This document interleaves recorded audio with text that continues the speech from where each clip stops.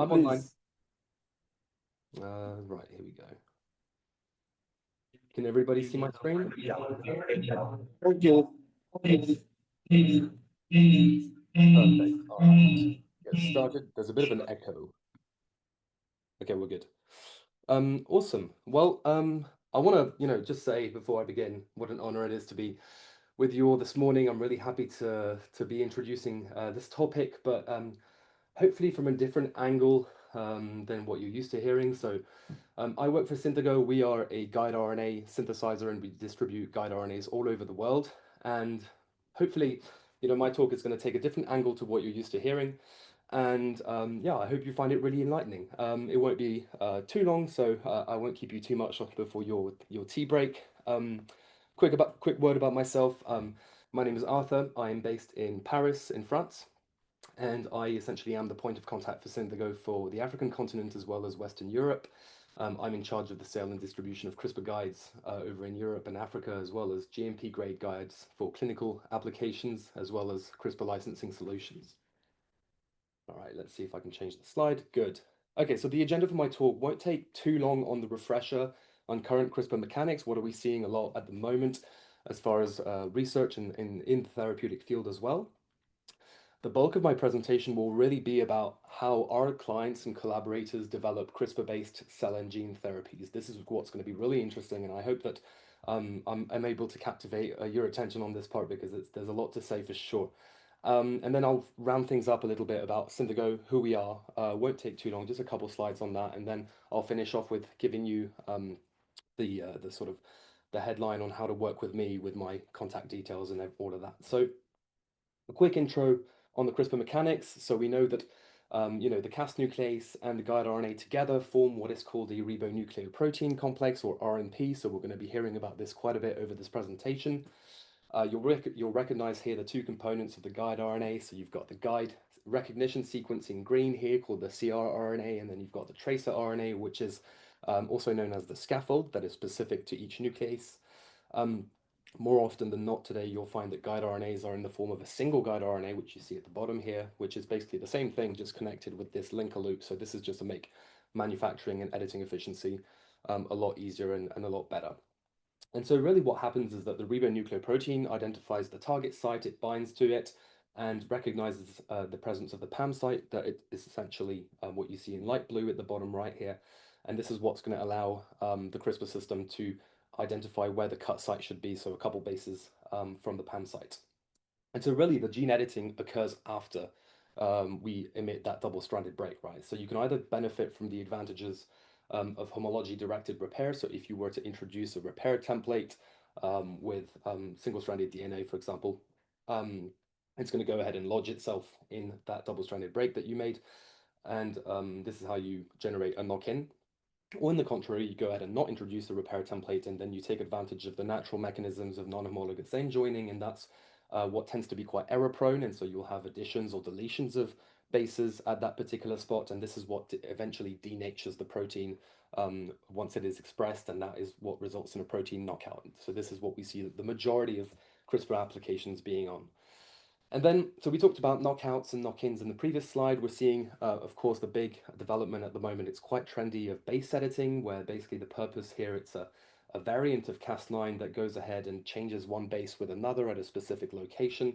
So this is particularly useful in the therapeutic field because you can go ahead and do some really precise gene editing without all the downsides of double-stranded break, which oftentimes is not ideal. Same can be said for the advantages around prime editing. There's a lot of hype around this at the moment. This is from our angle, from what we're seeing. The only complexity that is slowing down the progress of prime editing at the moment is that there's a lot of complexity around actually synthesizing the prime editing guide RNA, or pegRNA, that you can see here on the top right. And the complexity is really due to the fact that structurally the guide RNA is very complex, and also it's really, really long in the number of bases. And so from a purely guide manufacturing point of view, it's actually hard to get these made at a really high enough purity standard to where you can expect some good results. And so this is what's slowing down the hype of prime editing at the moment, but it's definitely trendy for sure. And then we're seeing a lot of applications of CRISPR for CRISPR activation and inhibition. So you use an inactive version of Cas9 that doesn't do a double-stranded break, bound with an activator or an inhibitor that goes ahead binds to the target site, guided by the guide RNA again, and either activates or inhibits transcription. So a lot of this is typically for gene regulation applications and understanding the function of genes. This is oftentimes done in big screens of multiple targets. So yeah, really interesting work is being done there as well. And then the expansion of CRISPR approaches today really is driven by a lot of the novel nucleases that are coming to the literature and to the market, right? So we're seeing a lot of new Cas9s, new Cas12s, Cas13s, and we're going to dedicate a large amount of my presentation on these novel nucleases because they hold a bunch of different advantages on editing efficiency, specificity, but also the freedom to operate around all of the complicated licensing and patent situation that we have with Cas9. So I'll talk about this a bit later. And so really, the majority of the people that we work with today, they acquire guide RNA because they want to be doing disease models. They want to be modeling their diseases and investigating them. This can be in zebrafish, like we saw in the previous presentation. This can be in cell lines. And yeah, really the function of this is to understand the function of these genes, analyze signaling pathways, for example, in developmental biology, which is what I used to do. We're seeing screens as well for drug discovery a lot of the time, and then functional studies in general. Or, and that's the other side of the CRISPR application that we typically work with, for people who are developing CRISPR-based cell and gene therapies. And so this is what I'll dedicate the next part of my presentation on. So today we've got a bunch of different FDA-approved cell and gene therapies on the market, and you can see there is one in particular that we're quite commonly talking about at the moment in the sickle cell space, that is Casgevy, that you can see at the top here. And we're hoping that through the innovations that I'm going to talk about here, we're going to have some more in the future covering a whole different range of different genetic diseases. So, how do our clients and collaborators work to develop CRISPR-based cell and gene therapies? I broke this down into 3 separate parts. The first being guide design. There's a lot that has to be thought about in the guide design steps, and then selecting the right Cas nuclease. This is a big one that I'm really excited to talk to you guys about. And then we're going to talk a little bit about delivery. What kind of delivery approach are we thinking to basically to introduce a therapy into the patient, right? Okay, first point to remember on the guide design. So guides really can be they can be obtained in different ways, right? You can either get them in a plasmid, you can get them produced by in vitro transcription, or you can get them chemically synthesized, which is what we do here at Synthego, right? So this is typically what people use to assemble ribonucleoprotein complexes. They use synthetic guide RNA with the Cas9, and that's what they electroporate into cells. We're noticing that chemically synthesized guide RNA do really have a much better editing efficiency, editing outcome than in vitro transcribed guide RNAs that are made through in vitro transcription. And so really, this is why we're encouraging a lot of CRISPR users around the world, right, to really just acquire guide RNAs that are chemically synthesized for that reason. And so really the only moments where I would encourage some of our collaborators to produce their own guides with in vitro transcription is if the guide RNA is hard to manufacture chemically, right? So I talked about PEG RNAs, prime editing guide RNAs, a little bit earlier. Those are a great example of situations where I would go ahead and talk to our collaborator and say, look, we're having a hard time making this. You can go ahead and try having it made yourself through in vitro transcription. And even though the editing efficiency isn't that great, it's a temporary solution for them.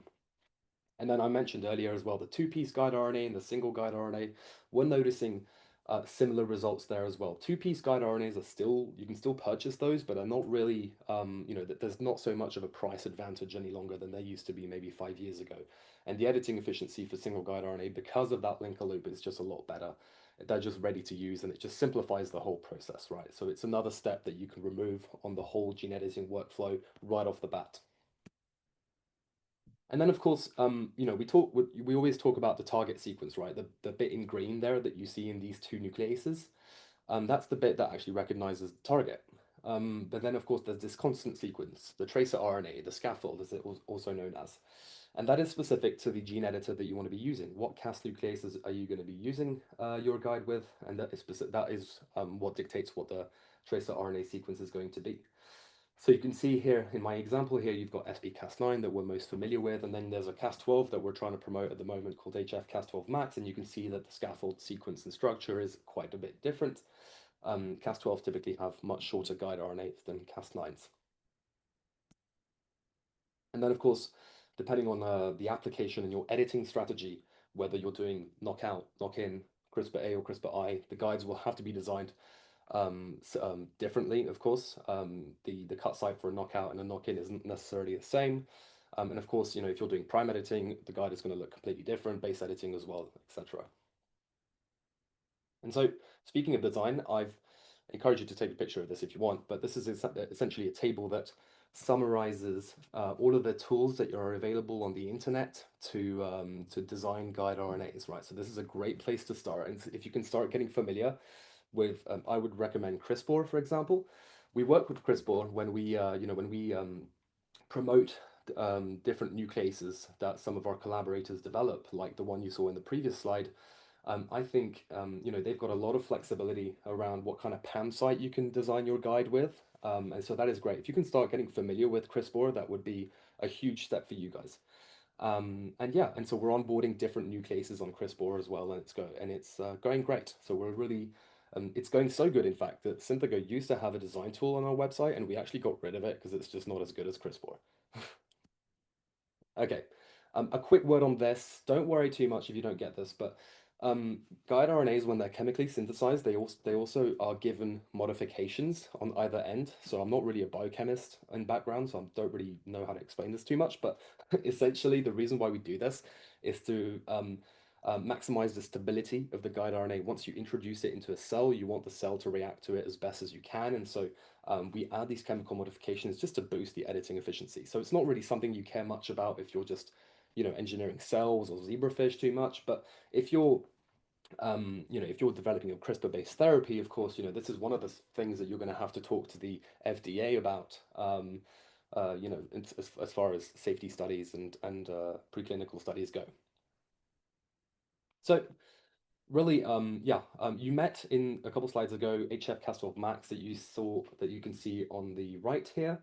And really what we're good at Synthego, right? So we've got these two nucleases, E-spot on the left and then HF-Cas12 Max on the right. Those are nucleases that have been developed by some of our collaborators at AstraZeneca and Gene Therapeutics. And so really what we're trying to promote are these nucleases as really good, suitable alternatives to Cas9, because I'll talk about it a bit later, because of their efficiency and their low off targets and just their overall therapeutic value. So what we're really good at Synthego, sorry, is actually making the blue bits, the scaffolds that you can see here, we actually bulk manufacture those. And so what we do is when you actually submit a sequence of guide RNA that you want to order, we go ahead and synthesize the guide off the already existing scaffold, and that's how we're able to get really, really high purity and good efficiency, because of this just synthesizing technique, and that's why it works really well.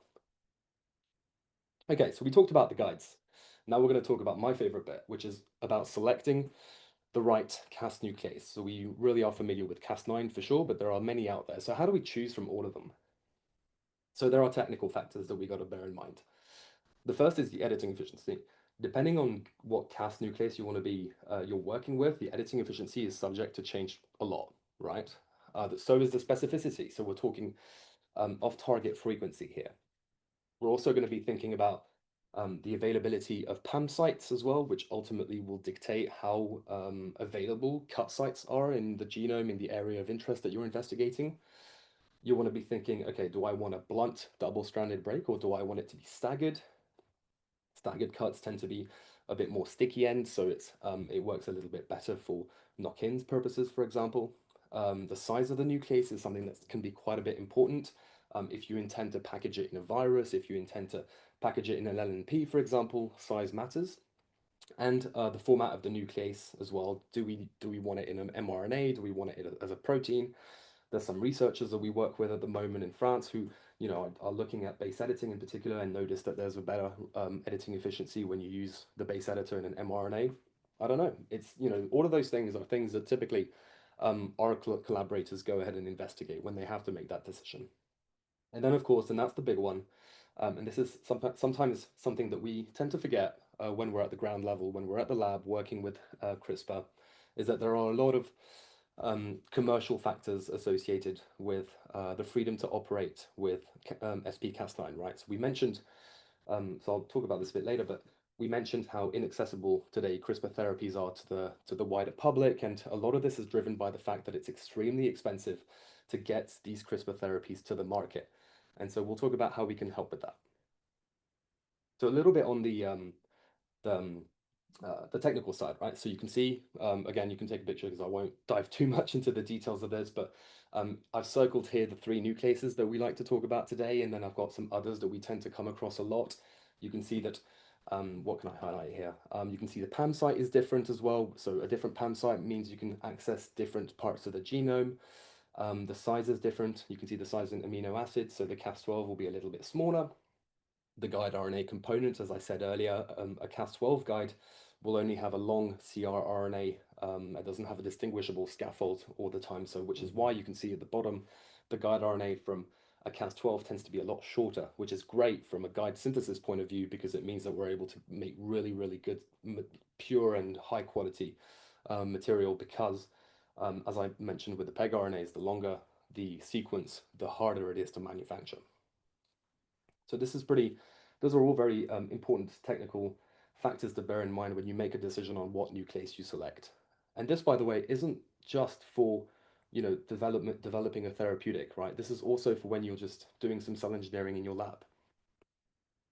A quick word on the licensing maze and what I talked about earlier with the commercial situation, right? So you can see that I'm not going to try and explain this to you because frankly I'm learning so at the same rate as you are on this, and it's a complete maze. If you're actually developing a therapy with SP-Cas9, this is something that you're going to have to navigate, and you will have to pay licenses to all of them in order to even bring your therapy to market, let alone actually treat a wide array of patients. So this is something that we're trying to help with at the moment.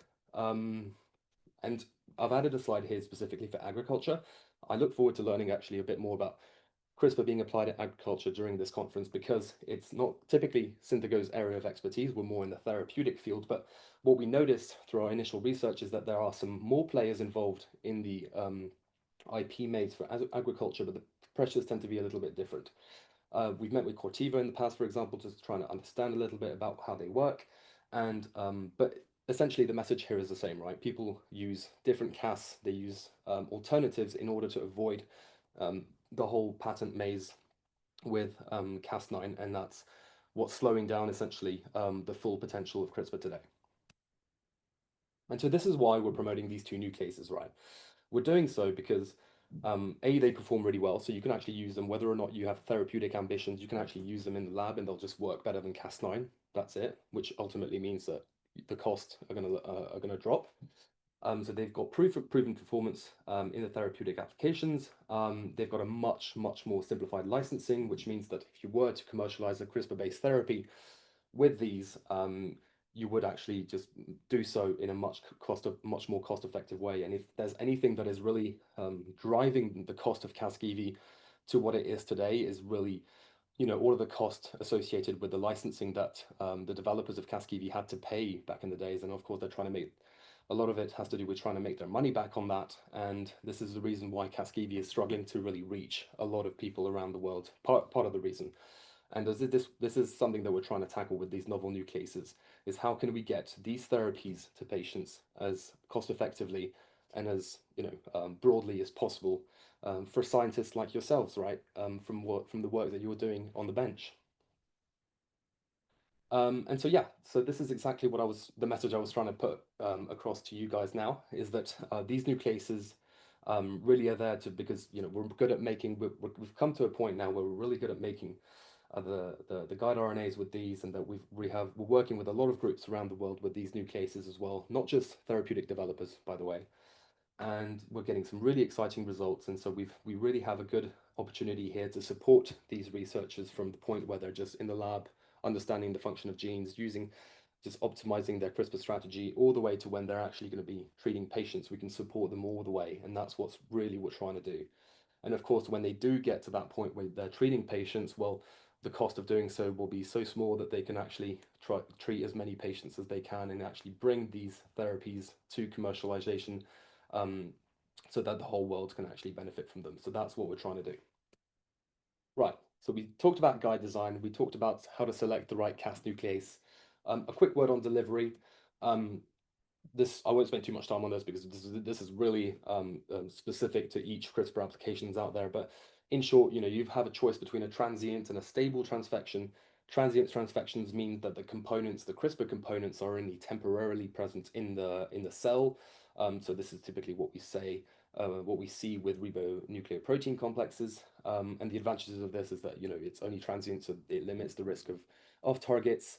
And you don't really need selection factors. You just conduct some sequencing and identify the right genotypes that way. In the contrary, you've got stable transfection. So this is typically something that we see with viral delivery as well, and guides being used in plasmid formats. And the problem here is that it's incorporated into the cell's genome, which means that there's a long-term expression of the CRISPR components, which means that off-targets eventually fly through the roof. So this is a bit of a limiting factors for viruses being used in CRISPR-based therapies. And then, we work with all sorts of different groups with all sorts of different applications around the world. I love this picture here because it really sort of summarizes what gene editing therapeutics can look like. You can either have them in vivo. So like I said, you can package the CRISPR component into a virus or an LNP. LNPs are pretty cool because it means you can actually package RNPs in them and get the benefits of RNPs. And also the E-spot-on nuclease I mentioned earlier is showing some really, really good results with lipid nanoparticles at the moment. So we're really excited about that.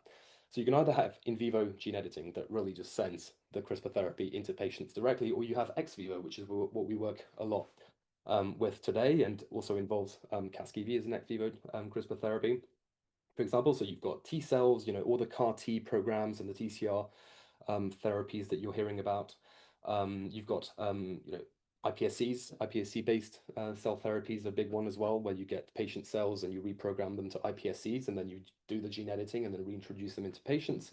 And then HSCs that you can see here that are being gene edited as part of sickle cell treatment, for example. Okay, so that was the bulk of my presentation on how our collaborators and clients develop CRISPR-based therapies. I'll do a quick word on who we are. Essentially, like I said at the beginning, Synthego has been around ever since CRISPR's been around, right? So we were the first to actually come up with the machinery that could actually synthesize guide RNA for relatively cheap. So it's actually the machines that you see behind me in my fake background.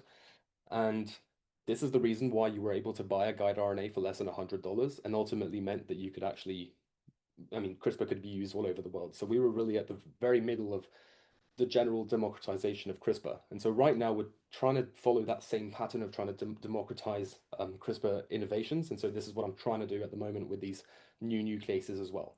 And so we basically support, CRISPR developers from needing research grade guides, which is what you guys need, and then all the way to clinical whenever they're actually developing therapies. And then of course all of the sub-licensing discussions and regulatory support that comes along the way as well. This is all part of the collaborations that we have with our clients. And yeah, just to give you a bit of an idea of who our collaborators and clients are, we've got about 600 customers in the target discovery and validation space. So typically people who do just disease modeling and just cell line engineering or animal model studies. And so typically they just require a few guides here and there just to model their disease. And then we've got about 50 to 60 CRISPR-based therapy developers out there who are really working with us on optimizing their CRISPR-based therapy strategy, and we actually accompany them throughout the whole process. So yeah, so there's a bit of a distinguishable difference between the two, but we support everyone equally, and it works really well. So today, we've been involved in over 200 different clinical GMP batches. So there's 200 different applications of clinical grade CRISPR that we've been involved with. That's incredible. It's in over 50 different institutions, and our guide RNA have been approved over 13 times in in separate INDs. And so I'll wrap things up now. This is my last slide on how to work with me. How can I help you guys adopt and sort of develop your CRISPR capabilities in your lab? So I'm based roughly on your time zone. I'm in Paris, so I'm only like an hour in front of you. So you can email me any time of the day. This is my email at the bottom of the screen. I've been working with Synthego for over 4 years now. Please add me on LinkedIn, send me a message, and do share with me what you do in your lab, what gene editing work do you do, and I'd love to, talk to you specifically on how, how to optimize your CRISPR strategy, what Cas nuclease should you be perhaps working with, how to design your guide. Let me help you. I look forward to, working with you guys in the future. And of course, yeah, if you need any resources, protocols, one pages on how the guides work, a lot of educational content is available for free on the website, so please go check it out. A lot of the CRISPR knowledge that I have, I've taken it from there, so I definitely recommend it. Cool, thank you very much.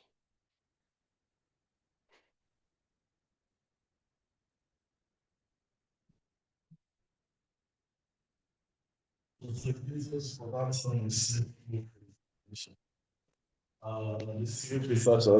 At this point, we are going to be taking your questions. The day is fast spent. We have a whole lot of questions here, over 15 questions. How many of them do you want us to take? Everything, right? From your heart? Okay, so we're going to be taking just 3 questions, okay? Yes, so we'll take one from you, okay? Then from the host of questions here, we're going to take one. And I think, Prof, do you have any question? Oh, so if Prof has question, are we going to say no? So that makes it 3. Okay, so let me start with one.